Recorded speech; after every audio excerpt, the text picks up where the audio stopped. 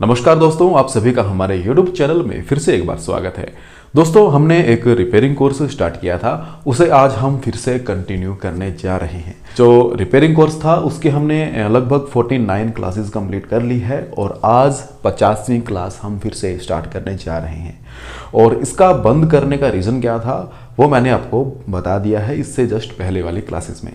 तो दोस्तों, फिर से हम इसे स्टार्ट कर रहे हैं। ये सिर्फ और सिर्फ आप ही के लिए है, क्योंकि मुझे बहुत सारे कमेंट आ रहे थे कि सर आपने कोर्स बीच में क्यों छोड़ा और उसे फिर से दोबारा स्टार्ट कीजिए। फिर हमें पता लगा कि वास्तव में हमारे द्वारा की गई मेहनत की काफ़ी डिमांड है, काफ़ी लोग इससे सीख रहे हैं, तो क्यों ना इसे वापस से स्टार्ट किया जाए। तो दोस्तों, इसकी रोजाना वीडियो आना तो संभव नहीं हो पाएगा, पर फिर भी मैं कोशिश करूंगा कि आपको हफ्ते के अंदर मिनिमम 4 से 5 वीडियोस तो आपको मिले। तो चलिए वीडियो स्टार्ट करते हैं। तो हमारा जो टॉपिक था वो चल रहा था वूफर, आप इसे म्यूजिक सिस्टम भी कह सकते हैं, वूफर। तो इसके बारे में हमने इससे जस्ट पिछली वाली वीडियो में देखा था, वूफर के काफ़ी फॉल्ट को समझा था। तो चलिए आज हम इसे फिर से रिवाइज कर लेते हैं और उससे थोड़ा सा आगे भी चलते हैं। तो देखिए दोस्तों, वूफर जो है एक तरह का एक एम्पलीफायर है जो कि ऑडियो को एम्पलीफाई करता है, ऑडियो की जो आउटपुट है उसे बढ़ा करके हमें देता है, जिसे हम सॉन्ग वगैरह काफ़ी अच्छे से सुन पाते हैं। तो देखिए दोस्तों, जिस वूफर की हम बात कर रहे थे वो बिल्कुल बेसिक वर्जन है। अगर आपको बेसिक समझ में आ जाता है तो बिल्कुल आप कोई भी म्यूजिक सिस्टम सही कर सकते हैं। तो देखिए हम फिर से इसे थोड़ा सा रिवाइज कर लेते हैं। देखिए वूफर क्या होता है कि हमारे घर में जो सप्लाई आती है वह आती है 220 वोल्ट। आप इसे 240 वोल्ट भी मान सकते हैं। 240 वोल्ट 220 वोल्ट के बीच में वेरिएशन रहता है।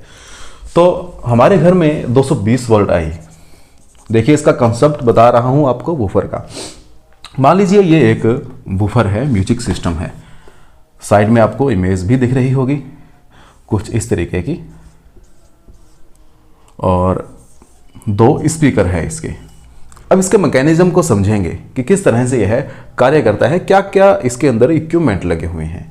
देखिए जो सप्लाई आती है सबसे पहले वूफर की मेन वायर में इनपुट की जाती है और इसी मेन वायर पर एक स्विच लगा होता है जो कि आप स्क्रीन पर देख सकते हैं। ये एक स्विच का निशान है या फिर चिन्ह इसे आप बोल सकते हैं। तो फेज, तो देखिए सबसे पहले एक स्विच लगा होता है। अब स्विच के बाद या पहले एक फ्यूज हो सकता है। तो देखिए फ्यूज का हम सिंबल बनाते हैं,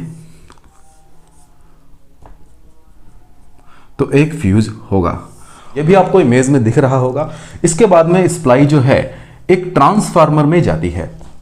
जो बेसिक वूफर है उसका जो ट्रांसफार्मर होता है वह होता है 12012 वोल्ट का।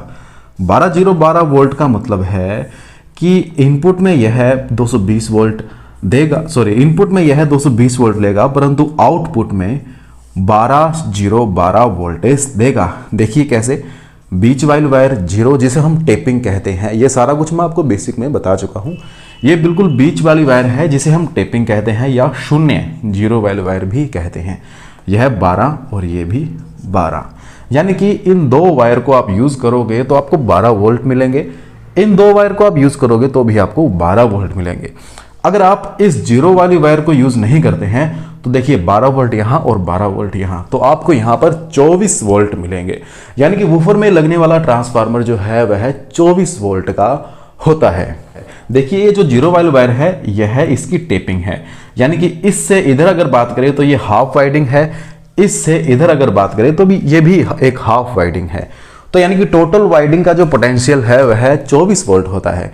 इसीलिए जो वूफर है जो हम घरों में यूज करते हैं वह कार में नहीं चल पाता, क्योंकि देखिए ट्रांसफार्मर तो 24 वोल्ट का है, 24 वोल्ट का है, और जो व्हीकल्स है उसमें जो बैटरी होती है लेड एसिड वह 12 वोल्ट की होती है। बहुत बार मेरे पास कमेंट आते हैं कि इसे कार में कैसे चलाएं। तो दोस्तों वूफर जो है कार में नहीं चल सकता, क्योंकि कार में जो बैटरी है उसका पोटेंशियल 12 वोल्ट होता है, परंतु जो वूफर के अंदर ट्रांसफार्मर लगा होता है उसका पोटेंशियल होता है 24 वोल्ट यानी 24 वोल्ट।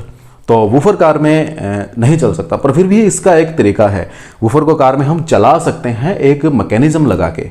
हम क्या करेंगे कि 12 वोल्ट को 12 वोल्ट में चेंज करेंगे एक इन्वर्टर सर्किट के द्वारा, वो भी हम आपको सिखा देंगे। चलिए, हम क्या बात कर रहे थे। सबसे पहले जो सप्लाई है, वूफर में इनपुट होती है फ्यूज और एक स्विच। इसके बाद में यह जो सप्लाई है ट्रांसफार्मर में इंटर करती है। ट्रांसफार्मर में इंटर करने के बाद में यहाँ पर ये जो ट्रांसफार्मर है आउटपुट देता है 24 वोल्ट की 12 वोल्ट की आउटपुट यहाँ पे हमें मिलती है ट्रांसफार्मर के द्वारा। अब देखिए, किसी वूफर के अंदर सप्लाई नहीं आ रही, कोई भी सप्लाई नहीं आ रही किसी वूफर के अंदर। आपने प्लग इन किया और स्विच ऑन किया, पीछे से भी स्विच ऑन है, तो कमी क्या हो सकती है, उसमें फॉल्ट क्या हो सकता है। देखिए, सबसे पहले आपको इसकी ये वायर चेक करनी है। अब वायर कैसे चेक करनी है? मल्टीमीटर के द्वारा आप इसे कंटिन्यूटी में चेक कर सकते हैं।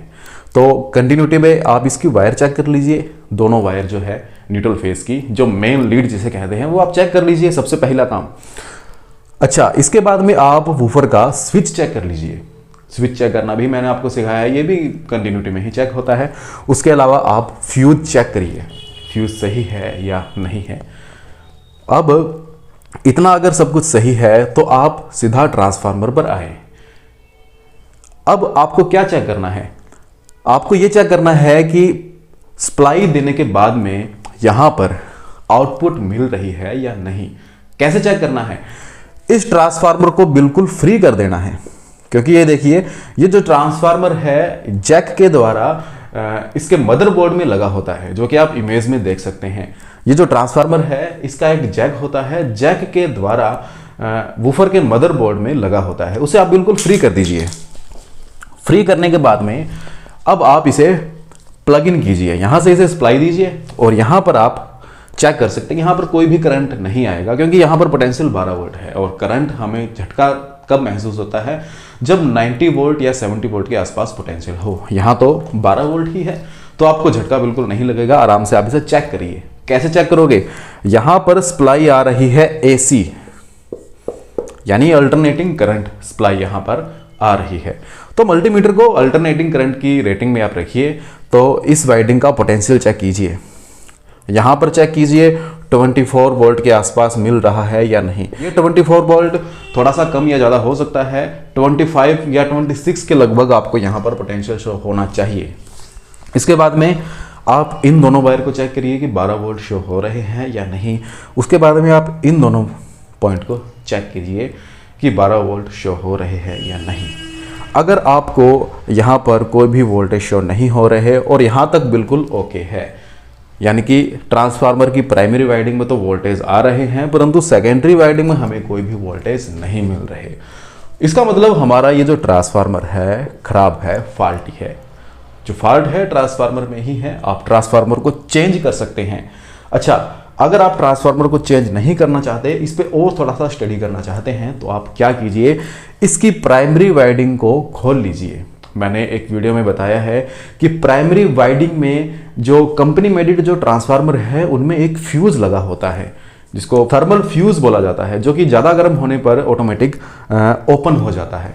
तो इस प्राइमरी वाइंडिंग के अंदर भी एक फ्यूज लगा होता है जो कंपनी मेडेड ट्रांसफार्मर है उनमें, आप इमेज देख सकते हैं। तो आप प्राइमरी वाइंडिंग को थोड़ा सा खोलें, ऊपर ही होती है, और उसे खोलने के बाद में आप ये फ्यूज चेक करिए।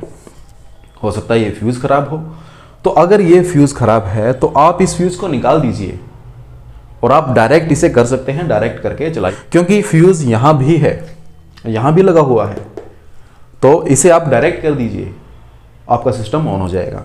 सबसे पहला काम सप्लाई का फॉल्ट रिपेयर करना मैंने आपको सिखा दिया है इतनी देर में। देखिए, इस तरह से वूफर की सप्लाई को आप सही कर सकते हैं। अब देखिए दोस्तों, कई बार ये होता है कि इसमें तो 12 वोल्ट आ रहे हैं, परंतु यहाँ पर 12 वोल्ट शो नहीं हो रहा। इस कंडीशन में होगा क्या कि वूफर की जो मेन लाइट है वो तो शो होगी, यानी कि लाइट तो जलेगी। हो सकता है वूफर बिल्कुल वर्क ना करे, आवाज़ ही ना आए, कुछ भी ना आए, बिल्कुल साइलेंट हो जाए, तो ये भी हो सकता है।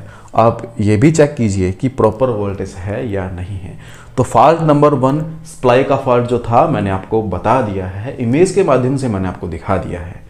अब जैसे जैसे मैं और सेटअप यहाँ पर करूँगा और इसके बारे में आगे हम और ज़्यादा बात करेंगे, क्योंकि देखिए मेरी अभी पोस्टिंग अमृतसर है, तो धीरे धीरे ही थोड़ा सा सेटअप करने में थोड़ा टाइम लगता है। तो आज के लिए ये देखिए, आप इस फॉल्ट को समझिए। इसके बाद में हम इसमें प्रैक्टिकल में चलेंगे। इसके बाद वाली क्लासेस में हम क्या सीखेंगे, देखिए इस ट्रांसफार्मर के बाद में एक मदरबोर्ड होता है वूफर के अंदर। उसके अंदर एक 3 आईसी लगी होती है, इंटीग्रेटेड सर्किट जिन्हें कहते हैं। इन आईसी का नंबर होता है TDA 2030 या फिर 2050। इन्हें रिप्लेस करना, इनके द्वारा फॉल्ट क्या आता है, अलग अलग फॉल्ट हम सीखेंगे। तो चलिए आज के लिए इतना ही। मैं उम्मीद करता हूँ ये छोटी सी वीडियो आपको अच्छी लगी होगी। तो देखिए दोस्तों, मेहनत बहुत लगती है वीडियो बनाने में, काफ़ी कुछ सोचना पड़ता है और टाइम निकालना पड़ता है। सबसे ज़रूरी काम ये है कि टाइम कैसे निकाला जाए, पर फिर भी मैं कोशिश करूँगा कि आपको वीडियोज़ लगातार मिलती रहे।